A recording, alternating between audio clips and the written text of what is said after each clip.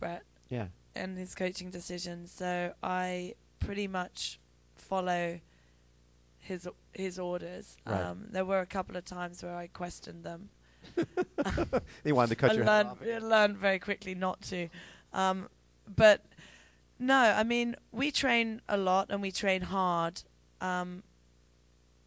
I feel fortunate in that I recover relatively quickly from an Ironman race.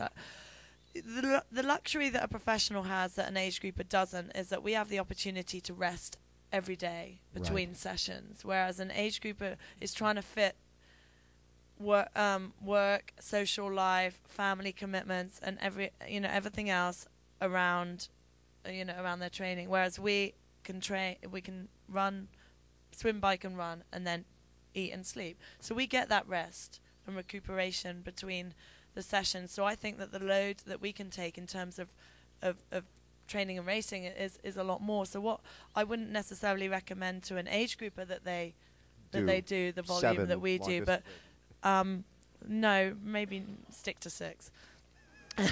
No, but I know I never felt that I was being pushed. I never feel in training that I'm being pushed further than I can physically handle, and certainly not in terms of racing.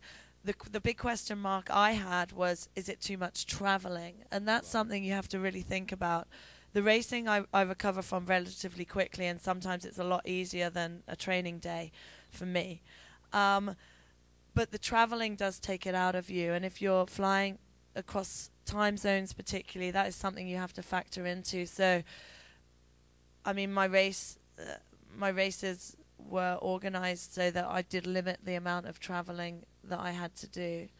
But no, I never felt that I was doing too much, and actually I felt so much stronger, especially mentally, coming out of Almere and ready for Hawaii.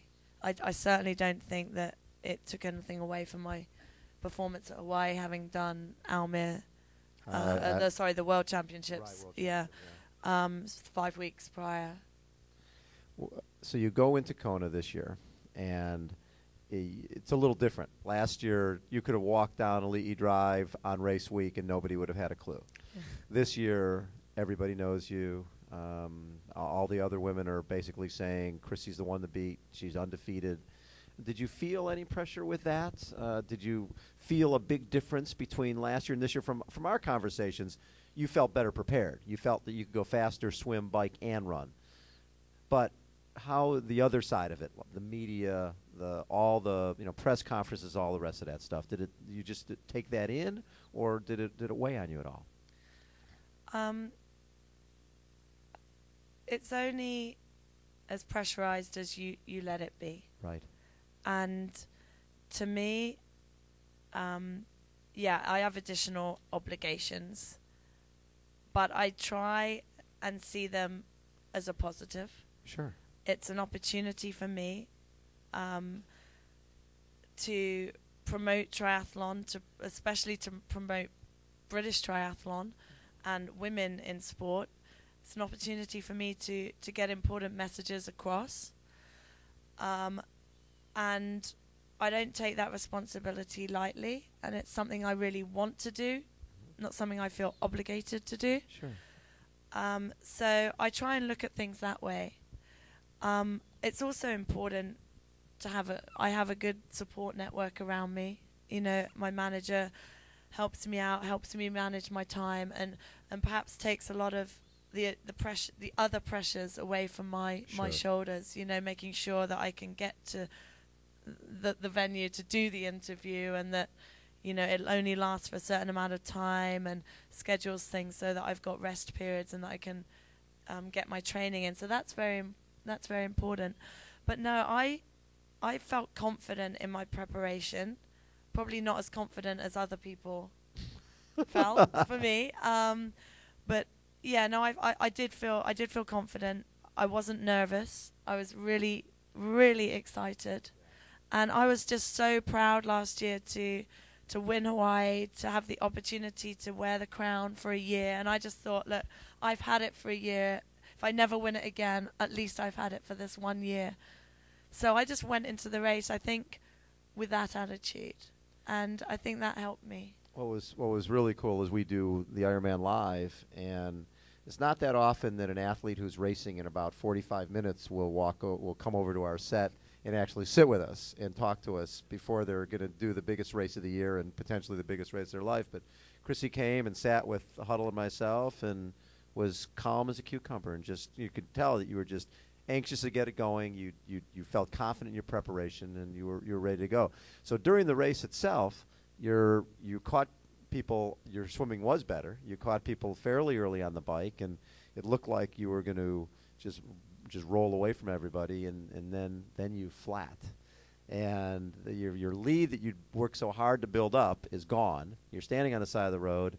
And take us through the process of eventually getting back on the road, because that took a while. Yeah, I can't repeat what the thoughts that went through my mind. That's not, especially with that camera roll. It's What not. camera? Yeah, I think, I don't know how much of a lead I had. I think it was 6 minutes at that point, and we got to around the 50-mile mark, and the road got a bit bumpier. And I thought, it's not the road that's bumpy. It's I've got a flat. And actually, in a training ride, 4 days before, I'd flattered the opposite side of the road coming back. Oh. Yeah, from Harvey. Yeah, and I used the gas canister that time properly. You used it right the first time. Okay. But anyway, so I pulled over, and there was the media there. I said, I've got a puncture, so I ride clinchers. So I took the tire off, whipped the tube out, checked the inside of the rim, and I did all that very quickly. In goes the inner tube, back on goes the tire, and I was like, wow, yeah. You're gonna break some kind of world record for tire change. There was no technical support, so I was like, yeah. And then I take out I had two CO2 gas canisters, so I think it was just in the heat of the moment. You have to press down on the tire to get the purchase on the valve. I'm learning all these technical terms now. It's good, eh? Yeah, that's good. Nice. So I just didn't press down, and so the gas just didn't go in. And then the second time, again, I didn't press down. The gas didn't go in. So I was without a gas canister. So no tech support, no means of getting air into tire. The only thing that I could do was ask fellow competitors for a spare gas canister. So many of them went by. I'm sure they were very, very anxious to help out somebody who's going to win the race. Other girls are like, sure, I'll help you out, no problem. I guess a lot of them, as mine was, our gas canisters are all packed up in a little pack. Yeah. So I'm not angry at any of them for not stopping, and I would have been in the same position. I couldn't have given someone a gas canister because it was all wrapped up in a little pack. And then my knight in shining armour cycles past by the name of Rebecca Keat and leans back and says, "Here you go, Chrissie, you owe me one." And I do. And I used the gas canister correctly. I think maybe I just had a little bit more time. I pressed the thing. I pressed down. In it went. Up went the tire. Praise the Lord. On went the wheel. And the other guys that turned out wanted to help me put the wheel on. I'm like, no, don't help me put the wheel on. Don't help me put the wheel on. And the brakes weren't centered. So I was like, oh, sod the brakes. So I opened up the brakes. And was back on the road. So I know because of my ride time, I know I lost 10.5 minutes. Right. Messing around with the gas. But in all seriousness, I am so sincerely grateful to Beck, and she's not a teammate of mine. I've met her once at Hawaii last year. I wouldn't have even said, she was a friend. I know her, and I know her as a competitor. And what she did was, to me, just phenomenal. It's a really true, a gesture of true sportsmanship. And I'm really incredibly grateful to her for what she did. She helped me get to the finish line first.